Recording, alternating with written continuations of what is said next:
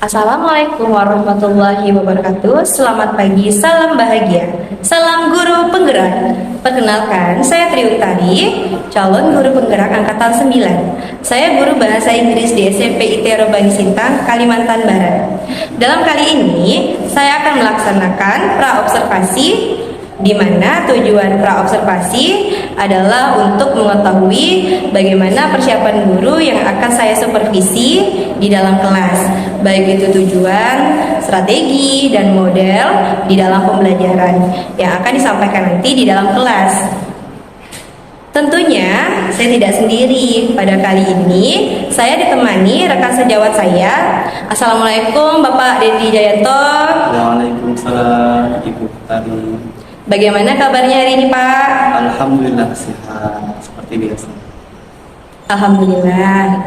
Oke, jadi di sini Pak Dedi, seperti yang sudah kita ketahui tadi ya, bahwa yang tadi saya sampaikan di awal, tujuan kita melakukan observasi adalah untuk mengetahui bagaimana persiapan Pak Dedi melakukan pembelajaran di dalam kelas. Nah, jadi menurut Pak Dedi ini, apa tujuan pembelajaran yang akan Pak Dedi lakukan nanti di dalam kelas? Oke, baiklah Bu Tari, pertanyaan tadi bagaimana tujuan yang akan saya lakukan ketika proses pembelajaran di kelas.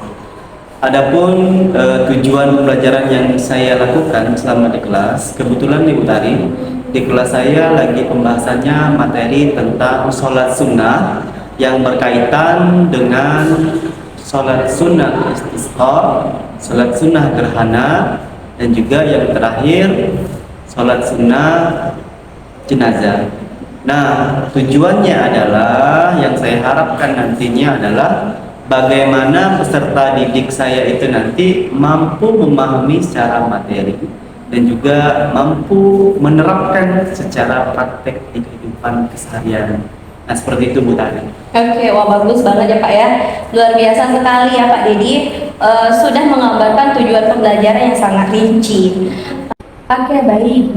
Jadi nih Pak Dedi, untuk mencapai tujuan pembelajaran tadi yang kita bahas, menurut Pak Dedi, apa saja area pengembangan yang perlu disiapkan nanti ketika berada di kelas? Nah, untuk area pengembangan ini saya akan menggunakan ya seperti biasa kita gunakan di kurikulum Merdeka, yaitu ada dua jenis pengembangan area. Yang pertama, yang paling penting adalah pengetahuan, dan selanjutnya ada keterampilan. Bagaimana kedua-duanya ini perlu tercapai, akan ada nanti strategi yang berproses di dalamnya agar pengembangan dari dua ini bisa kita terapkan kepada anak-anak.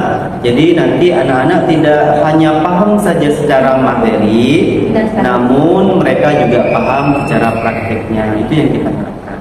Oke, jadi luar biasa sekali ya Pak Dedi, sudah menggambarkan area tujuan pembelajaran yang ingin dikembangkan nanti dengan sangat jelas, baik itu di bagian area pengembangan pengetahuan maupun area pengembangan keterampilan.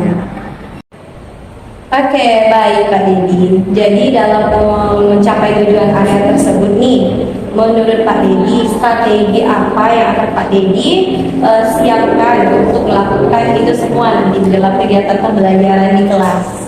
Nah, strategi yang digunakan, saya akan menggunakan strategi kooperatif yang dimana nanti para peserta didik akan dijadikan beberapa kelompok. Nah, kelompok ini akan terbagi menjadi beberapa kriteria. Jadi dalam satu kelompok yang saya bagikan ini tidak menyeluruh semuanya anak pandai, tidak menyeluruh anak semuanya ini kurang, tapi akan saya kolaborasikan. Di tiap-tiap kelompok ini akan saya buat ada anak yang pandai, ada anak yang biasa, dan juga anak yang lambat secara pengetahuan materinya. Nah, jadi yang saya harapkan nantinya adalah supaya mereka bisa sama-sama belajar dan tidak ada lagi yang namanya anak tidak percaya diri akan kemampuan dirinya. Jadi yang tidak bisa, anak yang kurang pandai, yang belum pede, bisa bertanya kepada teman sejawatnya yang siswa yang cepat tanggap terhadap materi, seperti itu. Oke, jadi strategi yang Bapak ingin ingin lakukan nanti itu seputar pembelajaran kooperatif ya, di mana di situ berkolaborasi lah antara peserta didik satu dengan yang lain. Karena nanti ini sangat penting, kenapa kita juga mengedepankan atau endingnya ke arahnya adalah bagaimana prakteknya sih sebenarnya. Yang penting mereka prakteknya bisa dan juga ya sampailah pada kesadaran diri mereka sendiri ketika hal itu terjadi di lapangan mereka bisa gitu. Jadi tidak hanya saja secara pengetahuan tapi juga prakteknya. Saya harapkan mereka mampu untuk menerapkan itu dalam kehidupan sehari-hari. Oke, baik, sudah mulai tergambar nih ya pembelajaran berdiferensiasi yang akan Bapak lakukan nanti. Kemudian Bapak juga tadi saya mencermati bahwa adanya keterkaitan pembelajaran berdiferensiasi dengan pembelajaran sosial emosional tadi di pembelajaran PAI. Oke, sehingga tercipta pembelajaran yang bermakna gitu di dalam kehidupan peserta didik itu yang kita harapkan ya Pak Didi ya. Oke. Mungkin ada sedikit tambahan ya Bu Tari. Bagaimana cara mereka melakukan, tentunya ini merupakan hal yang harus diberikan kepada anak-anak dari seorang guru adalah pendampingan. Karena ini kan kaitannya dengan praktek-praktek ya, terutama praktek sholat. Tentunya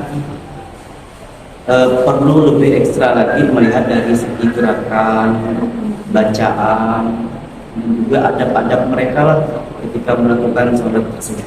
Benar sekali. Jadi ini tambahannya lebih ekstra, mungkin ini merupakan pertemuan yang sedikit panjang pada materinya dan juga beberapa pekan ke depan. Nah, untuk melakukannya ya mungkin saya akan melibatkan anak-anak yang cepat daya tanggapnya untuk mencari informasi-informasi dan diberikan kepada teman-temannya. Jadi nanti tugas akhir saya hanya sekedar mengawasi sejauh mana daya serap mereka dari berbagai informasi tersebut. Jika sudah baik maka akan saya katakan sudah baik. Jika ada yang perlu penyempurnaan maka akan saya sempurnakan. Seperti itulah cara kerja dari strategi dan juga model pembelajaran yang saya lakukan. Oke, baik, sudah mulai tergambar ya pembelajaran diferensiasinya bahwa menyesuaikan kebutuhan peserta didik di kelas tadi ya. Oke, seru sekali ya perbincangan kita kali ini. Baiklah, saya lanjutkan lagi nih Pak Dedi. Menurut Pak Dedi lagi nih, model pembelajaran apa yang akan digunakan nanti ketika di kelas? Nah, untuk model pembelajaran yang dilakukan di kelas tadi ada kaitannya dengan strategi, tidak jauh berbeda antara keduanya. Tentunya saya akan menggunakan model yang istilahnya itu melibatkan seluruh para peserta didik agar terlibat aktif terkait dengan materi tersebut. Nah, tantangannya adalah seperti yang saya katakan tadi, ada beberapa tantangannya. Ini kemampuan anak tidak semuanya sama, tidak semuanya rata. Jadi guru perlu ekstra mendampingi sesuai dengan kebutuhan anak. Kadang juga yang jadi masalahnya adalah ada beberapa anak yang memang sudah merasanya dirinya itu tidak percaya diri, lambat dalam menerima serapan materi, malah mereka ada yang tidak ingin bertanya. Jadi mereka terlalu terpendam dalam ketidaktahuan dan rasa malu mereka untuk bertanya. Nah, oleh sebab itu mungkin peran guru merupakan hal yang sangat-sangat penting sekali untuk bagaimana supaya materi ini bisa secara menyeluruh tersampaikan, bisa secara menyeluruh diterima, dan juga bisa secara menyeluruh dipraktekkan oleh anak-anak. Jadi tidak ada kata tidak bisa, karena pelajaran pendidikan agama Islam ini sangat berkaitan sekali dengan kehidupan sehari-hari. Contohnya seperti sholat tadi minta hujan, kan sekarang sering hujan. Nah, kalau kemarau gimana? Nah, terus ada sholat jenazah, kalau ada yang meninggal gimana? Nah, kan berbeda antara perempuan dan laki-laki. Dan juga yang terakhir tadi materinya ada sholat gerhana. Jadi jangan sampai nanti ketika di lapangan, ketika di kehidupan sosial yang secara nyata tidak bisa membedakan gimana sholat gerhana matahari, gimana sholat gerhana bulan. Nah seperti itu. Jadi mereka saya harapkan terbiasalah dengan hal-hal seperti ini terkait dengan materi-materi keagamaan yang kita temui sehari-hari. Oke, luar biasa ya Pak Didi. Pak Didi sudah menggambarkan semuanya secara detail. Nah, jadi tadi kan pembelajaran yang Bapak sampaikan itu ternyata memang pembelajaran kontekstual itu memang ketika kita bisa lakukan di kelas maupun kita bisa lakukan di kehidupan sehari-hari, sehingga tercipta pembelajaran yang bermakna gitu di dalam kehidupan peserta didik itu yang kita harapkan ya Pak Didi ya. Oke. Mungkin ada sedikit tambahan ya Bu Tari. Bagaimana cara mereka melakukan, tentunya ini merupakan hal yang harus diberikan kepada anak-anak dari seorang guru adalah pendampingan. Karena ini kan kaitannya dengan praktek-praktek ya, terutama praktek sholat. Tentunya perlu lebih ekstra lagi melihat dari segi gerakan, bacaan, dan juga adab-adab mereka lah ketika melakukan sholat tersebut. Benar sekali. Jadi ya sini tambahannya lebih ekstra, mungkin ini merupakan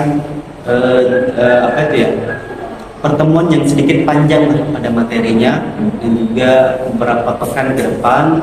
Nah untuk melakukannya ya mungkin saya akan melibatkan anak-anak yang cepat daya tanggapnya untuk mencari informasi-informasi dan diberikan kepada teman-temannya.